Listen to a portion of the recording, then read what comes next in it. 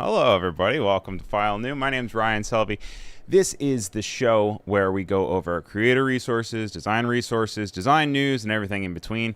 Thank you for being here today on this wonderful July 15th. We've got a bunch of rebrands to get into today, so I'm not going to take too much time to get there.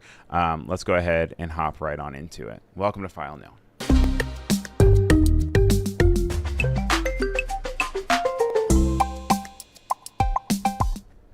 So the Danimals rebrand happened over the week, and this is exciting to me because I eat Danimals every day. That's a lie. But the Danimals monkey is naked, if that catches your interest at all. On the left, we have the before Danimals logo, and on the right, we have the updated Danimals logo on the kind of in this arc of modular balanced letters, all capitals, and in this red that's kind of toned down a little bit, but it also has this off-white as its main thing. It is a cleaner logo. It is a more pleasingly modular logo, but it has lost some of its personality here. I think overall, just before we even hop into this, I do think that it is a very successful rebrand. I think that it is overall net positive, but there are a few things that I do want to call out. So we're going to take a look at the packaging to begin with. I think that the packaging is doing wonders as far as legibility, making it positioned more as a healthy yogurt that you have rather than a candy. The previous one felt a lot more like candy, felt more like the 90s snacks that you would put in your kids' lunch without thinking about the health benefits or negatives to it. This instead is a healthy alternative, being able to focus on big text, being able to read, especially with like this really constrained narrow font down here underneath strawberry. Like, you're not going to be able to read that, and maybe that was intentional because it had flavor with other natural flavors. They've actually updated some of the flavoring and recipe to then be able to have actual better nutrients and removing they said 25% less sugar. A quick hello to everyone in chat, but if you're watching the replay, I promise I won't spend too much time on it. Just hello to Winter and Dorina. Thank you for being here, Laria. Alyssa says, we missed you. I know we were offline last week, so good to have you guys back. Make sure you give this video a like if you are watching it, whether in the replay or live stream. It does help. And let us know what you guys think about the rebrand as we go through it. So I'm going to actually start a poll for you guys, and this is going to be Danimals rebrand. We're going to say yay or nay, and I want to hear what you guys are thinking about this rebrand, if you think it's positive or negative. And I'll keep that open just as we're going through stuff. So you can see here that they have a new typeface for both kind of the header font, and then they also have this supplementary font that also is introduced that also has some handwriting in it. Looking at the side, this is where I'm saying that they made the monkey naked. This monkey is a very 2026 monkey. It has a lot of strong updates in having it feel a little bit younger. I feel like Danimals is a younger striving product. Like, you're not really expecting to see anyone in the boardroom throwing these back, so it makes sense for them to lean into that. But I do think that it lost some of its charm and its character because a lot of this still feels like an off-brand blue from Dora the Explorer. If you're looking at kind of just the proportions, there's nothing that particularly stands out that says that it is a unique character that is something that can be tied to Danimals. Instead, it is just a cute cartoon of a monkey. You could take this monkey and you could easily put it next to something like, you know, Spotify for Kids, and I could believe you that this was the Spotify for Kids mascot. So being able to take proportion to then make it bigger, exaggerate something, lean into a color, I think all of those things could be really helpful in making it a little bit more ownable. Then looking at the back, like I said, we really increased the legibility, the cleanness. They've brought down some of the texture of the different elements that are implemented on top of it, but they've really leaned instead into this nice texture that is behind absolutely everything and then used for shading in a lot of the actual elements that are on the leaves or in the strawberries. You also have the icons that are calling out good sources and also being like, no, we actually are increased our health status here with artificial sweeteners or high fructose corn syrup. And then just being able to really prioritize what is the first thing that you should be able to read. And the yellow font, smarter, is saying making snack time smarter is the first thing that is kind of seen. And then you're following the eyesight of the monkey with the binoculars to work your way around before then ending up on the nutrition facts. So that's also a really great update. We were talking a little bit about the supplementary font being this hand-drawn kind of handwriting that you have here, where they have the no artificial sweeteners, high fructose corn syrup, and all. They're pairing this with this really bold, large headline font that says no monkey business. And you can see here that all of the branding on it is easy to read from a far way away. They've also done some updating to some of their motion design as well, which you don't necessarily think straight up for a yogurt brand or a kids brand, but these are all things that now have to kind of exist online. You can see here that they have spent a lot more time and attention and being able to just have these smooth motions and having good imagery, whereas then if we are looking maybe at something previous, it feels a lot more jarring. It feels like, look at that command, look at that. Like, this is crazy, this is nuts. Like, what was this? Like the hopping. And then also, like, why did they not bring the elements here from the bottom when they were very clearly cut off? Like, why are you gonna... So they obviously didn't pay as much attention there. And then now they understand that motion is part of a brand and also existing online in advertisements and everything else. Also, when's the last time has anyone had a Danimal in the last 5 years? Let me know in chat if in the last 5 years you have touched a Danimal. And follow-up question, if it's a yes, do you have children? Or are you just like eating Danimals on your own? I actually think I have had it in the last 5 years, but that's because my nephews had it and I just wanted to taste what it was like. But very interesting. And then also I just included a thing here, no copyright strike here, but just kind of looking at blue, seeing kind of, there's not too much of a difference here. Like, you've got the big googly eyes, you have the proportions that are kind of similar and could easily be interchanged if we change it to blue. Winner is saying that no, she has not had a Danimal. Do you have yogurt? When's the last time you had a yogurt? All right, guys, we can move away from kid stuff and we can move towards adult stuff. We got 2 different beer stories this week, okay? I hope Adobe doesn't get mad at me. Once again, as you can see on the bottom of the screen, this is on Adobe Live, but all of this is coming from Ryan Selvy, not Adobe. This week we actually don't have any specific asks from Adobe, so everything that is mentioned in this episode is fully coming from Ryan Selvy. I'll always let you know if I've been asked specifically to mention any products. This is a link to Brand Inquirer. They're a wonderful Instagram that goes over a bunch of different rebrands and updates. They this morning posted something about Miller High Life, the champagne of beers, and they are now incorporating this woman on the moon. It says that it is a brand refresh that is bringing center stage the girl in the moon. They did a few things that I love. They did 1 or 2 things that I did not like. I think the girl is fun, but what's going on with her ear? Is she like a cowgirl? Like a literal cowgirl? Does she have cow ears? I was trying to figure out what's going on with the ear here. Like, to me, it almost feels like they're like folded out and down. Oh, as we get into this, I guess I should probably revisit the Danimals final consensus here. And hey, 100 Larks, good to have you here. It looks like 75% of you like the rebrand for Danimals, and 25% of you do not. Then I'm going to start up a new one for the new Miller High Life one, and we are going to see if you guys like Miller High Life, not as a brand, not as a beer. If you guys are into the idea of the rebrand or not. So let's start that poll as I'm kind of going over it. So you see here at the beginning before, and once again, this is coming to us from Brand Inquirer. We have Miller High Life. They had brought up the red, which is great. They really leaned into this icon that they have. They've brought a mascot to the front. I always love a mascot. It's an ownable mascot, although I don't know what's going on with her ear.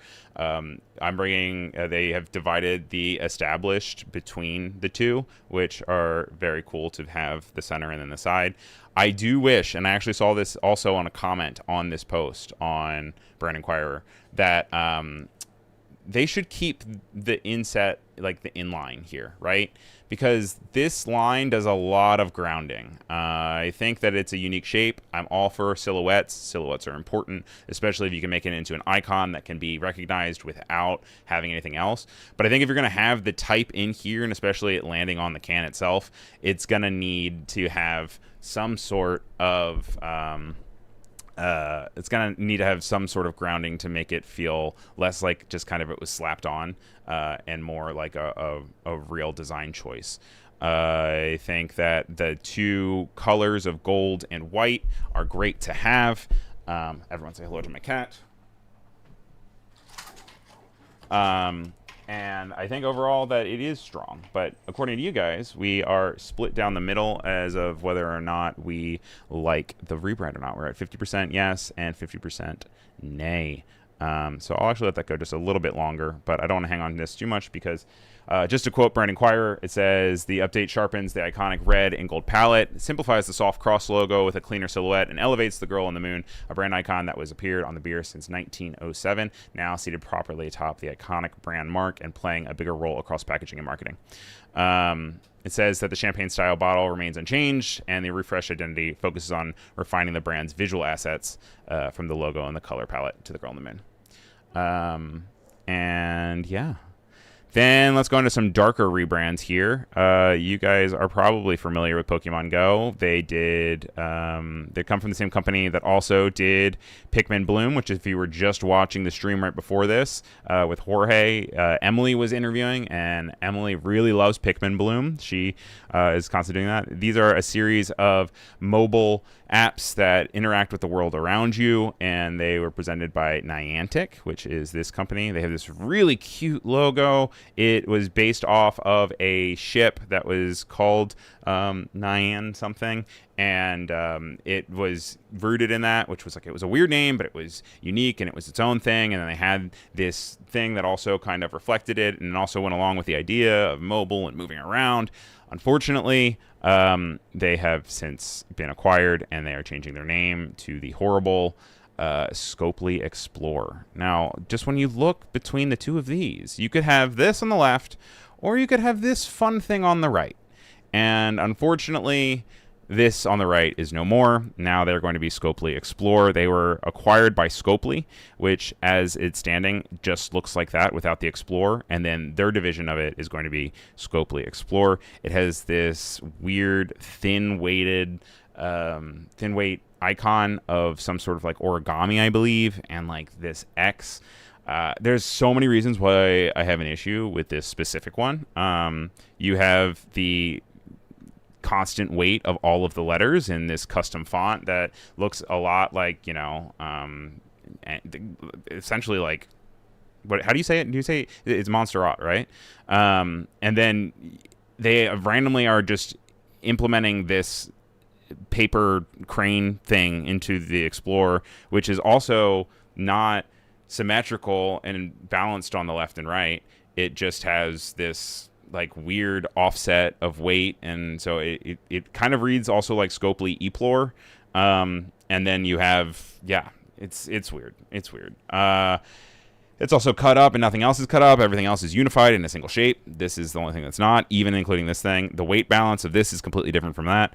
Scopely previously used to have this logo, which was this extended typeface that had a flat upper top to their S, and kind of everything was kind of stretched out, which felt like it lined up with the straightness of the logo. But down here, you have a bunch of round letters with the C and the P, the R, but then you have these really jagged, harsh edges that are then contrasting in both the letter forms of the X and also the icon itself.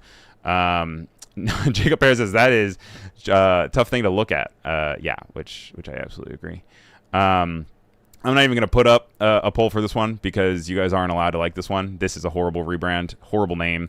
Niantic, regardless of business practices or anything related to Niantic, this was a superior logo by every mean, every measurable thing, and also a better name.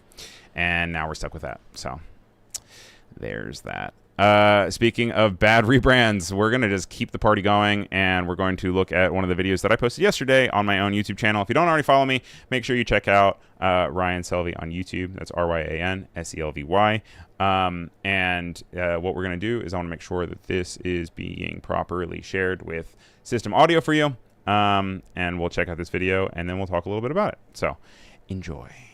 We just got way too much going on. SpaceX and XAI merged together to become SpaceXAI. SpaceXAI, like puts like air bubbles. It's failing as a legible word mark and as an icon. The SpaceX logo was already too busy. The extension of the X is a motif to a rocket launch, but it's always way too wide to be cropped for a profile picture. And then when it's with the rest of the word, it struggles to compete with the strangely cut letters. Like, why is the A cut like this and the P remains untouched? And then there was just the XAI logo, which I always write it as X1 instead of XAI. Now they're trying way too hard to force fit the two together without compromising anything. So they just smushed an A into the bottom half of the X. And then we're supposed to register this as an I? Nah. So what do you guys think? Are you guys, some people in the comments say that I'm being too much of a hater, but I think I'm right because obviously that makes sense. Why wouldn't I be right? And so I'm going to start up a new poll for you guys. And we're going to have this one, because this one's a little bit more up for debate than the other one. And would say space XAI rebrand, which can try saying it. Also, if you're like trying to say it properly, it makes really weird noises with like bubbles in your mouth, you know, like it'll be like, which you can actually hear in the audio of that reel, which I was thinking about taking out, but then I could not. Also, welcome back to Steven Overturf. Burley says Elon needs to see this. No, because I'll probably be taken out of existence if he does. But they just took the two. They took the A. Like the A also already was not even facing that direction. So like, I'm not saying that they should have the A there and bring it across to then max the X height here. Like the X height all across is already being kind of abused with the idea of having it bring down. But then the I is just completely removed, and it also kind of, I saw people saying it looks a lot like Reebok almost in itself. Hey, Alana, what's going on? And I feel like it's a rush job, and it's from the the richest man in the world, and his logo feels like a rush job, and I don't understand what the purpose of it is. If I were to change it, I would probably include a cut into the P, so that then at least it matches the A and the E to some extent. With that, then I don't know if you would then have to cut the S and the C as well, but as it stands right now, just in its own, having that P right next to the A just feels like a weird connection. Thank you, Stephen, for saying that I was right. I appreciate that. Jacob Paris is saying Elon lovers hate to see you coming. Pearly said, did they use AI to create it? They actually accredited the agency that worked on it. I think it's a New Jersey agency, and they've actually also done the other logos for Tesla and some other Elon projects. I think, in my mind, this doesn't feel like something that a design studio would come up with. This, to me, feels death by committee and feels like the idea of a lot of people had a lot of ideas, or a very loud voice had input into it, which isn't documented, isn't official, but that is my guess and my assumption here. And yeah, money doesn't buy you class, right? And that's exactly what Oliver's saying. Oliver's saying rich people don't get rich by spending money. So I guess I'll always be poor because I love to spend money. Then we're gonna go back over to, before we do that, I can close out this one because it's 100%. And 100% of you agree with me that the SpaceXAI rebrand is not good. We have 2 more rebrands, and I know we're about halfway through. If you guys are watching and you're just tuning in for the first time, hi, welcome to it. My name is Ryan Selvy. We are currently going over some rebrands. This is a design show that we talk about design updates and industry news, and we love to cover design. Rebrands that happen to big companies. And this is one that was actually pointed out to me from a friend of mine who actually slid into the Instagram DMs and said, hey, you got to check this out. I saw it on It's Nice That and would love to see you cover it. So a big thank you to that for being able to do that. That is Adam, by the way, I don't know how to say your last name, Adam, Wichikarama. And basically, Tinder has a new rebrand. They are over 10 years old now, which is so funny to think about, because Tinder was one of the first ones, the app that kind of introduced swiping, and now swiping is just something that is implemented into every app ecosystem across the world. And they were the ones that kind of brought it in. They're now going with this uppercase, fully maxed out word mark for the logo. It's just like Tinder, which is very loud. And then they're pairing that with some different serif typefaces that feel a little bit more down to earth and human. Obviously, the dating world moves fast as far as apps. I feel like Tinder has lost its prominence and people kind of hop from one to each other. But this really great article by Elizabeth Goodspeed over on It's Nice That sat down with the designers of the rebrand, and there were some really good call outs here. Also, we're going to start off with a poll here for our Tinder rebrand, and I'm going to ask you guys if you like it or not, because it makes it more fun when it's interactive and you guys have a say in the show. Let me know why you're voting yes or no, by the way. I love reading the poll results, but it's also nice to hear why you guys are feeling the way that you're feeling. But this is coming from Natalie Rennie Dropcho. And it said that they wanted to really focus this rebrand on a language update, which I think is something that is one of those things you don't notice it until it's wrong or it's really, really good. And they want to kind of channel the idea of having a this is old school, but they wanted to channel the experience of a dating columnist. So they're going off of the Dear Karen dating column, which was in UK Sky magazine, or also they want to focus on Carrie Bradshaw, which is famously Sex in the City. And so the idea is they actually created this fake persona that they then are calling the persona of T, that is then talking. I'm seeing Steven is saying he doesn't care for the darker red. They actually talk about that.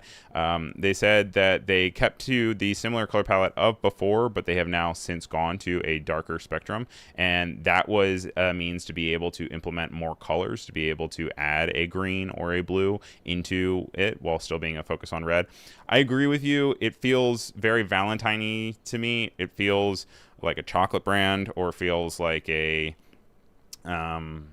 I don't know, even like intimacy brand, which maybe that's what they're going for. But also they are pairing it with these cute 3D logos and icons that kind of have this shimmer. They updated the flame, but it's really not noticeable for the most part.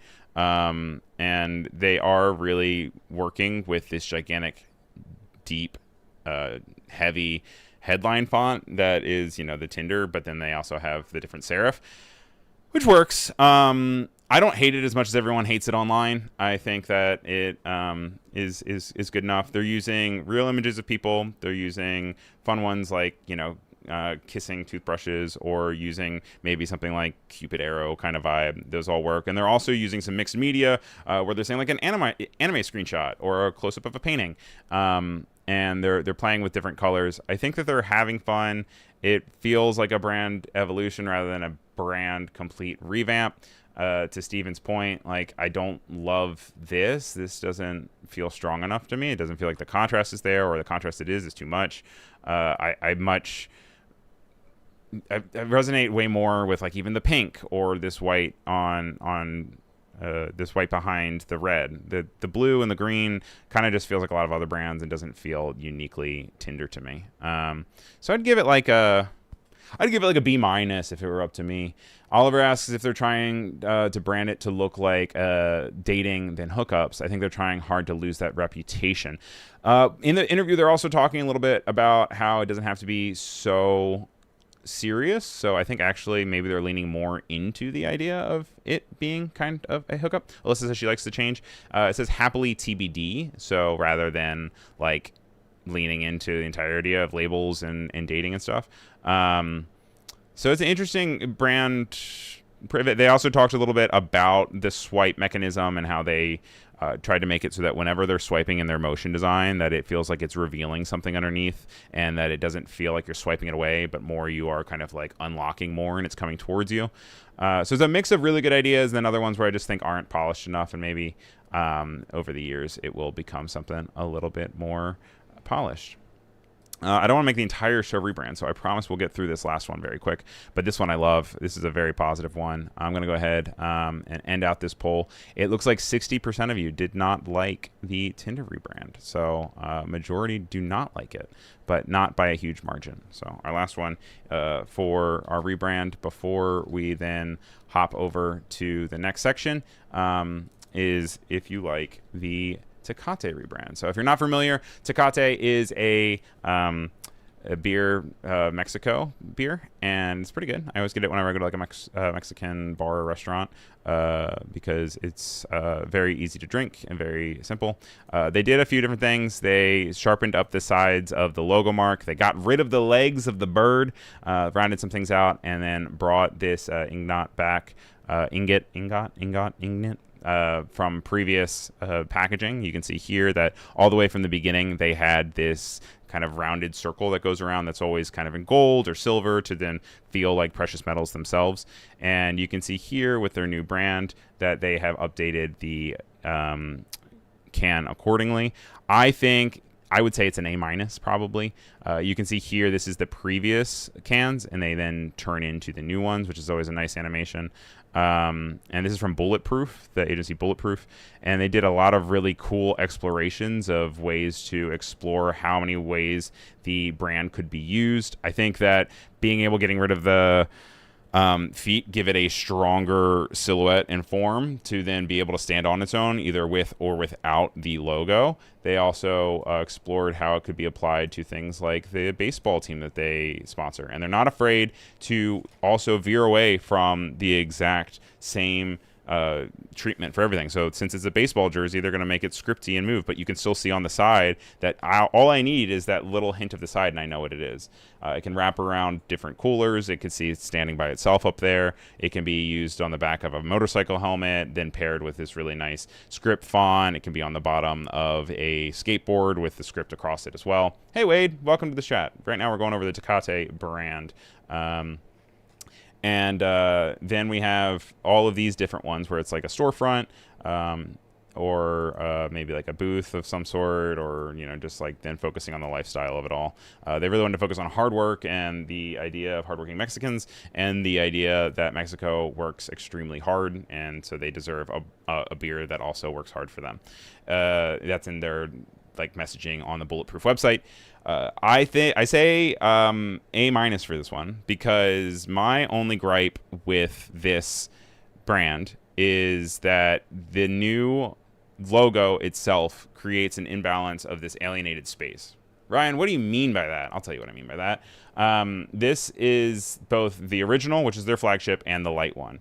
With the light one, you have this new space that's been introduced because there's no longer legs, right? And then so you're like, it's a great icon, that's good. And it creates this negative space here, which that is then mirrored underneath of the logo mark as well, because light is shorter and it is fewer characters.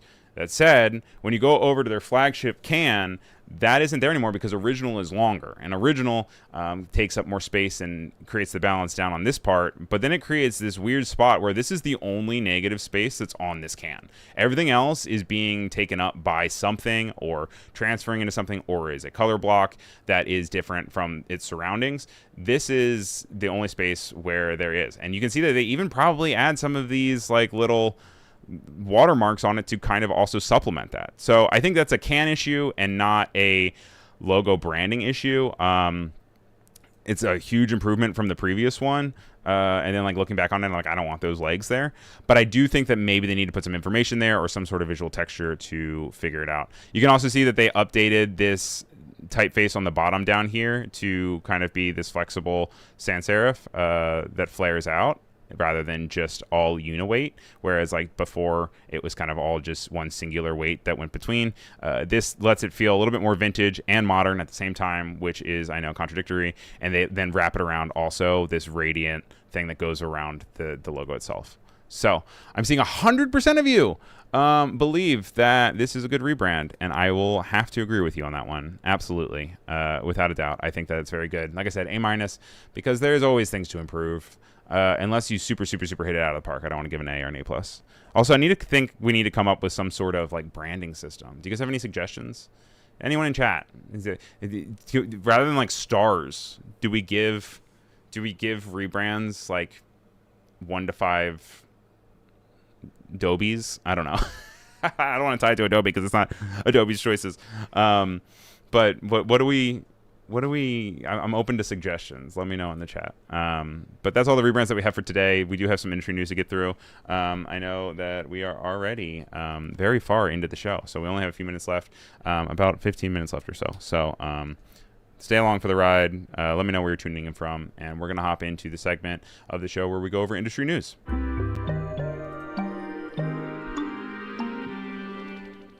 The one that I wanted to kind of touch first on here is the rollout of Siri AI has now started to being rolled out to a bunch of the different developers in the app creating space. And The Verge just posted a article earlier this week by David Imel about how Siri AI is already changing how he uses his phone. This is something that I think is going to rapidly change the way that we design things and the way that we interact with apps. So if you remember back in, I don't know, I want to say like 2010, kind of like the iPhone came out in 2007, and we were still focusing on mobile websites. We were focusing on websites on our computers. We weren't fully in the world of smartphones.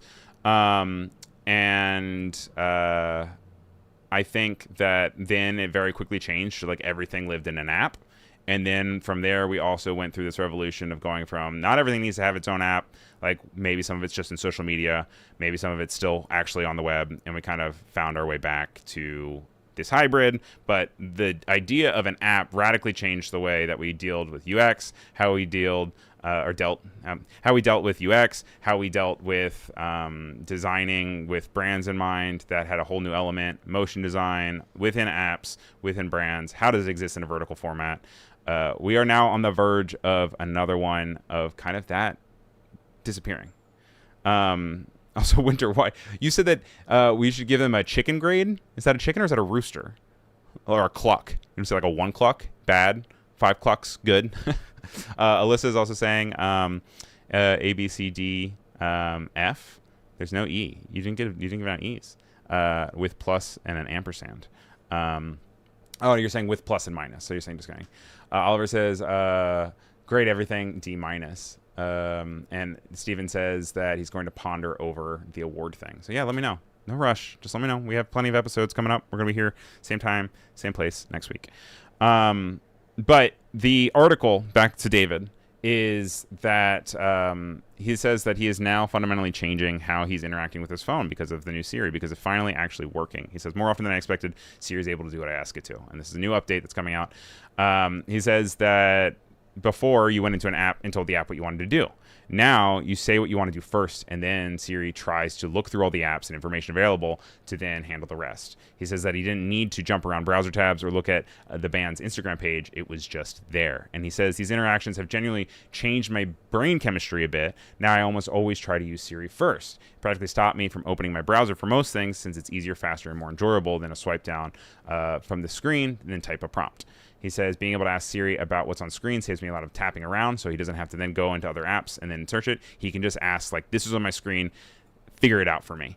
And that is a big element. So you can see that it just pops down. I have my own video about how I don't love the design of the swipe down, but this is something that developers are going to have to include. And this is really interesting because we're running into the same issues as we ran into with any of the LLMs, where, like, if there are no website clicks anymore and people are not going to the websites, then those companies and services aren't necessarily getting ad revenue anymore. They're just getting the pool of, like, providing content and then things like sweeping from it. So I don't know if, as an app developer, if you are creating information, if then you are getting everything taken and given away, then why are you going to create the app to do it? But then if you don't provide your information, then what? Then you're not going to be selected for whatever the user is going to be looking for. Oliver says, is it easier and faster, though? My experience of AI is you spend 20 minutes trying to get it to do what you want, then give up and just do it yourself. And yes, that is what he is saying in his article. He was like, he was surprised that more often than he ever expected. It's just able to do what he wants him to do, and it feels like magic. And he says that it is the norm for it to use, and when it doesn't work is the exception, not the norm. So he's saying that that is then changing. And I don't know how that's going to affect design. I don't know how you work with a brand voice. I don't know how you work with a brand image, brand visuals. I don't know how you are able to have that through line of like, this is where the information is coming from. This is my app that you have downloaded. Or maybe it grabs your attention, then you hop into it. I'm not sure. And also, how does that work with monetary things? So as designers, we're going to have to then focus it. Oh, cute. Steven Overturf says, I have it. Anchor points. Double meaning on points. So how many anchor points it has. But having more anchor points, is that good or bad? Because sometimes in design, having less anchor points is better because it's a cleaner design, right? Oliver says that he'll reserve judgment on the Siri AI until he sees it working properly for him. Yes, I agree. And this even highlight of this article to me isn't even about the technology itself. It's more about the human interaction and experience of what happens when we don't use apps anymore, when that app disappears. In the same way that in many years to come, what happens when we don't use the phone anymore, right? And is it going to be auditory or not? So I'm going to go ahead. I'm going to end the poll for Tecate, and then we're going to hop over into this Netflix. Speaking of apps, though, apps trying to beat each other, Netflix is really struggling because Netflix is having a season 2 issue. It says Netflix invented binge watching. Now it may have outgrown it. Sarah Perez. This is coming from, I know, July 6th. I know it's a little bit later, but I still think this rings true. And also, we were offline last week. This says that according to eMarketer analysts, TikTok was already nearing Netflix in terms of time spent back in 2024. It says now, though, that according to the Financial Times that reported, TikTok users spend an average of 95 minutes per day on the app. They also said YouTube has passed Netflix now, averaging with daily viewing time with 99.1 minutes daily in 2025 compared to Netflix 93.4 minutes. This is short form content where you can go and you can scroll through and continue to watch things. YouTube also has their long form content. I'm watching, 20, 30 minute long YouTube videos on analysis of everything from theme parks to old Hollywood to, why you fart more on planes, which is true. And it says that the thing that Netflix gets wrong is that they're using this short form content as a feed to try to pitch it as a way to help you find something to watch rather than being the thing that you watch, and not focusing on vertical content as something that is to be absorbed and checked out through Netflix. What is the solution? I don't know. Does that mean Netflix gets into the world of super short form content? Different services like Instagram, we know, are introducing episodic content and forms. There's also even an update to YouTube, episodic content that you can have as shows on your own profile. It's being rolled out to people. But what do you guys think? Do you think that Netflix should get into short form content as a medium, not just in advertising? So I'm going to put that as a poll in itself.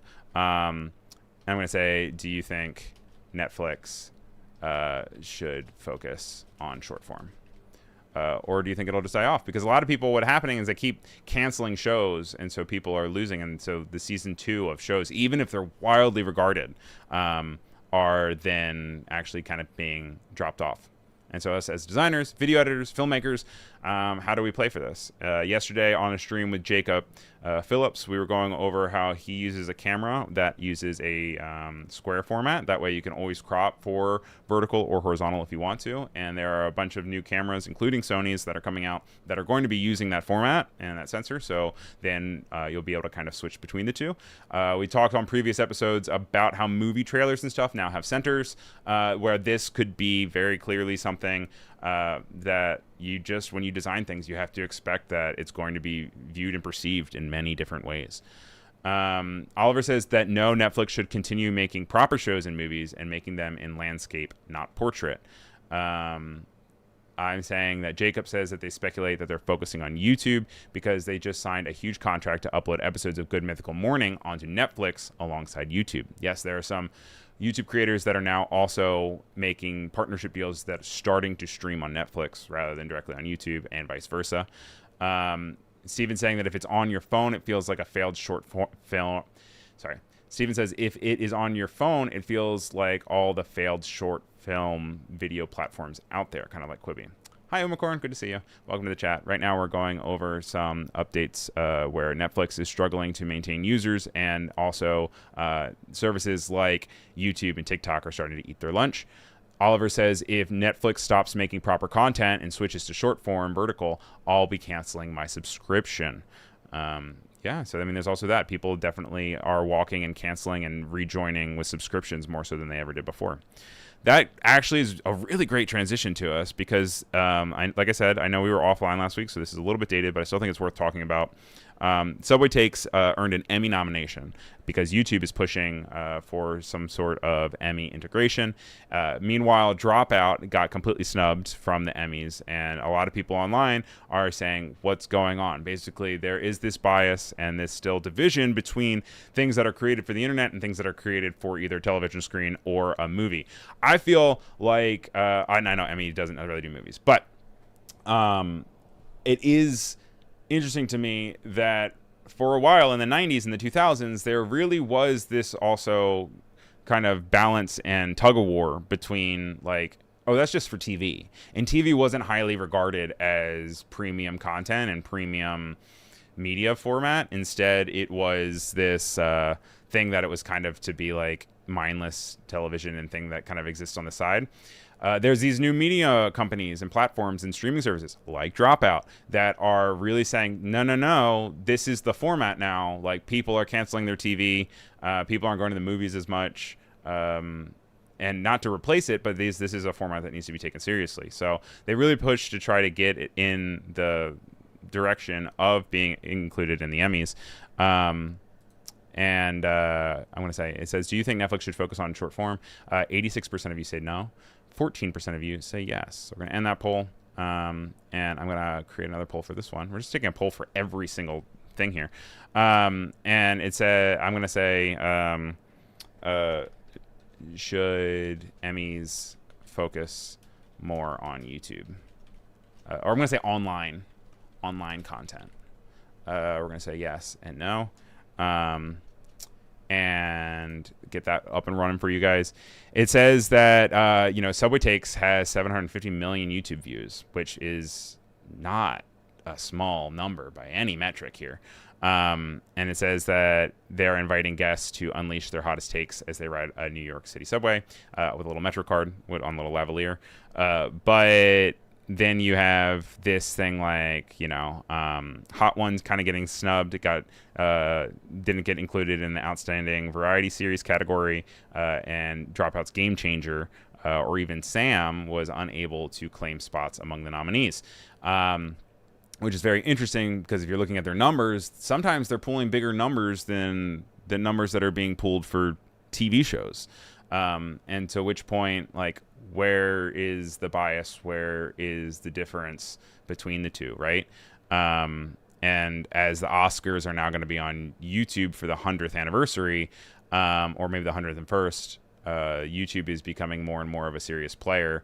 I feel like even then, like, Emmys on TV also kind of gets hurt. Jacob's excited that Game Changer got mentioned. Steven says that Subway Takes is great, and he hopes that they keep talking to random folks for just another celeb doing promo for their next project. And Wade says that if you're a fan of any kind of improv or you're just a fan of fun entertainment, don't sleep on Dropout's shows. Yes, it's very improv heavy, but it's a bunch of people that are really passionate about creating it. They all come, a lot of them from like College Humor, and that's kind of also where the name came from. It's like Dropout. And the production value is high, so it's not just nothing. Like, they are on studio sets, they're building studios, they're doing stuff. And Steven says that I may be wrong here, but I feel as if Hot Ones has run its course. Ooh, hot take for Hot Ones. I only really watch it if it's a celebrity that I really, really like. But I do agree that it is nice to be able to see when they have just regular folks on stuff. So it's interesting. Landscape is changing. And you guys, yes, Umacorn says Hot Ones is a YouTube talk show, right? Yes, it is. And it was up for an Emmy and it did not get nominated. So 75% of you say yes. It's changing. 67% of you say that Emmys should focus on online content, and 33% of you say no.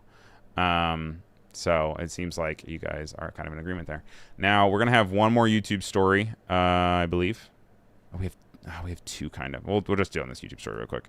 And this is all just about content, both as creators and as ways. I know this is a lot of text, so I promise we'll go through it. It says that YouTube, this is coming from Tube Filter, James Hale.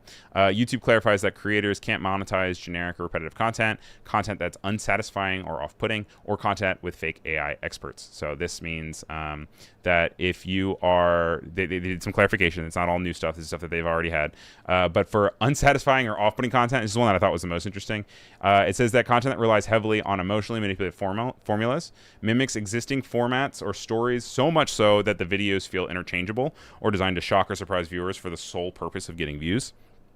That means that if it uses disturbing themes, if it has generic templates or emotionally manipulative themes, if it lacks a clear narrative arc or logical progression, unrelated or consistent AI clips, deceptive or misleading imagery or narrative. So basically, they're trying to get rid of the slop of just like when people upload so many videos that then after a while they're just making money because there's just a pure scale issue. I don't know how you necessarily make that division, and it would be interesting to see. Thank you again to Alyssa to reminding people to like this video. Appreciate that. And then Oliver wants to know if I'm hoping for an Emmy for this show. Hey, if you guys put me up for it, let's get that viewership up. Let's go. Let's go. Then we have, it says the third and last category pinpoints AI. It says that YouTube is cool with creators using AI in their videos, but they need to make sure that it's not imitating a specialist like a doctor saying that there's wellness remedies, or like a podcast host that's giving out financial tips, or an AI lawyer giving legal advice. So you can't do that. And then, of course, if you're just doing copycat stuff that's made with a template, feels too repetitive to viewers after several videos in a row, that is not high enough quality to then be able to. So there will be a little bit of a quality situation there. Hello, Jack. Welcome to the stream. Unicorn says that there are so many people reusing other people's videos for their content, which is taking over the video service. Yes. I think they're trying to have policies in place to be able to navigate that. So interesting to say the least. So we've got only a few minutes left. So we're going to very quickly do Font of the Week.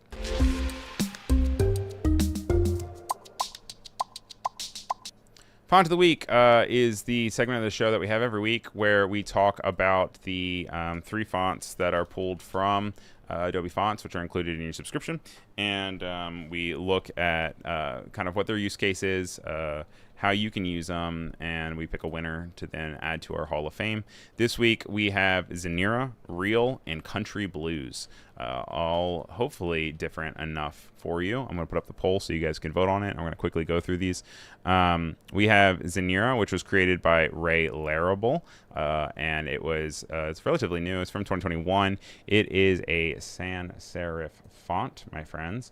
And you can see that by the fact that it doesn't have any boots or hats, right? So that just means that it is nice and clean, singular stroke. It's actually like uniweight. I'm tempted to say display for this, but I don't necessarily know if it's funky enough to be display. I think you could use it as both a header, as body copy, and even probably UI. I don't know if I'd go as far to say that I would use it for anything editorial. I mean, you could, you know what? Forget it. If you are somebody who is working on a sci-fi book and you need to use it in your little book, your editorial book, I say this can be any of them, honestly. And it says that for type designers, if you want to go to it, it's an expanded techno-display sans serif, characterized by high horizontal stress, unbracketed internal perimeter chamfering, and severe geometric counter-isolation. You're like, what does that mean?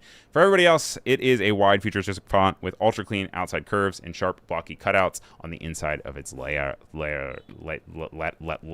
letters. As a panagram, we have the quickly jazz up 6 amazing bold graphics for next Wednesday's file new broadcast, fixing out glitches.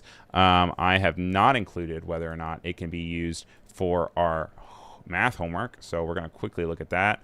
And the way that we do that is I don't know how to do it yet in Firefly Boards, so I'm going to see if I can pull it up in Photoshop, and we can look at the glyph panel there to see if we have it.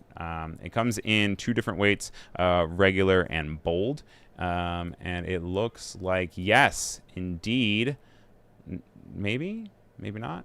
I know you guys can't see it. Can we do our math homework? Can we? We have percentages. We have some things. I don't know if we can. Oh, no? Maybe? I'm looking for like a division symbol here.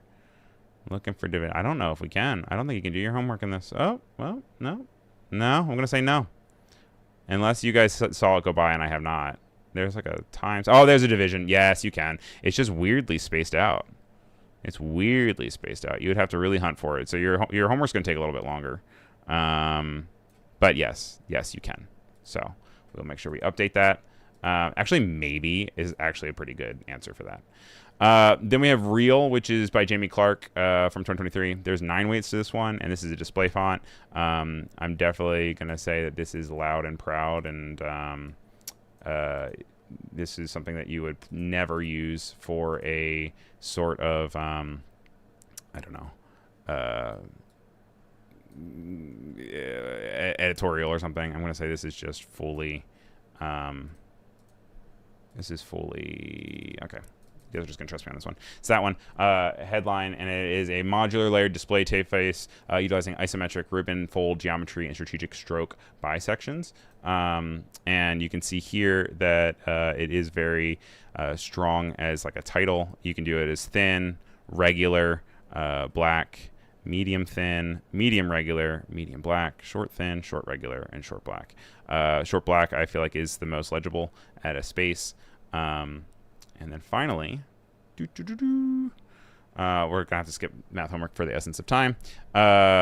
Country Blues is a script font, and it is a 2020 font with 2 weights, coming to us from Vintage Voyage Design, definitely. I don't know why I can't. For whatever reason, it doesn't, it's like, do not. I swear, Ryan, do not pick this. And this is a casual hand-painted retro font that looks like it was lifted straight off of a 1960s blues or jazz vinyl record cover. And it has a vernacular mid-century inspired display script. It has an informal baseline, so it's all over the place. Context-dependent open type ligatures and softly distressed edge metrics that emulate analog press ink gain. And it has 2 different weights here. You know, you have the raw regular, and then you also have this blues regular. You can see in here that we can switch between the 2, even in here. And they look pretty similar, but they have subtle changes that you're able to then mess with. So those are our 3. Let's see who our winner is for Font of the Week. Right now, it's kind of a tight race. We have Real winning right now, just by a hair, but we'll give it just like another minute or so before we close out. Coming up right after this, we have CANLA going over a bunch of cinema news and updates. Look at all of this different spotlight stuff that we didn't get a chance to go to, but I want to talk about it. I'm starting up a newsletter to go over stuff that are both in this show and just also stuff for my own. So make sure you follow my socials so that you're able to stay up to date with that, and I'll be sure to include some fun stuff there for you. This is both a YouTube show and a podcast, so make sure you follow it on Spotify or wherever you get it. And then also make sure you check out my YouTube, which is Ryan Selvy, just on YouTube, Ryan Selvy. Then, of course, you also have Instagram, YouTube, TikTok. I'm there as well. So our winner for Font of the Week with 54% of the vote belongs this week to Real. So congratulations to Real. I'll go ahead and make sure that I put this in the raindrop for you guys so that then you have it in your Hall of Fame. But you can access the other 2 also always just in today's episode. But that puts us at time, a little bit over time, as always. And I just want to say thank you to everybody who tuned in. Thank you for modding. Who was our mod? I saw a bunch of mods in here. Jacob was here, though. Thank you, Jacob, for modding. Thank you for liking this video, giving me a follow on YouTube, and everything in between. But yeah, my name is Ryan Selvy. Thank you for being here. We'll be here same time, same place next week. Have a good one. I'll talk to you later. Okay. Bye.